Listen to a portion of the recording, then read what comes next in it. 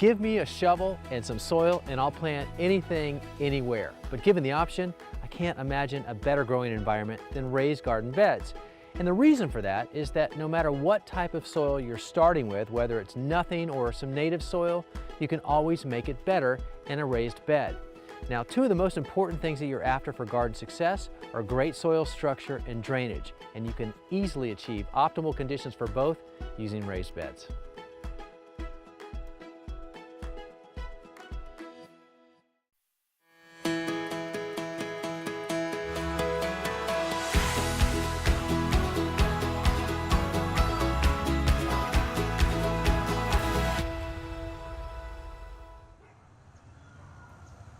So let's talk about the size of the beds first.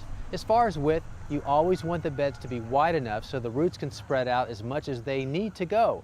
But you never want the beds to be so wide that you have to put pressure on the soil or step onto it to get into the plant to maintain it. So a good rule of thumb for most people, and for me, is a bed of about 4 feet wide. That's the perfect width. That way I can reach in from either side, maintain the plant, and never put pressure and compact the soil. So that's good. Now, as far as the length of the bed, it really doesn't matter. The plants don't care. What matters is how it looks in your garden, what your budget is, and personal preference. So that's it with length. These happen to be 12 feet long, and it's perfect in this garden. But what does matter is the height of the bed. Now, I think a minimum height is 6 inches because, again, you want the roots to be able to grow down, and all plants need at least 6 inches. But anything above that is gravy. Now, in this case, these beds are 18 inches tall.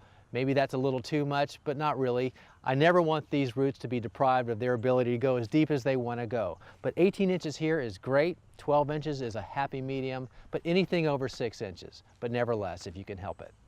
When considering your soil for raised beds, it can be brought into the garden and mounded up in wide rows or added to a frame structure. And if you have existing soil, you can simply add more soil as needed to fill out the area. But whether you're starting from scratch or amending an existing bed, ideally, it's best to incorporate plenty of organic materials such as well-aged manure and compost, and even store-bought soil amendments. That way, you're instantly improving the quality of the soil and adding slow-release nutrients. For an extra boost, you might want to add a supplemental slow-release organic granular fertilizer. The end goal is to create a deep, wide growing area that encourages roots to grow down and out, with soil that has good structure. An easy test for knowing if you've achieved the ideal mix is when you squeeze the soil in your hand, it binds together, yet it crumbles apart easily when it's disturbed. An equally important benefit to just right soils and raised garden beds is superb drainage. Thanks to gravity, water wants to always run somewhere. Saturated soil and rotted roots are rarely a problem because the water is moving through and out of the bed.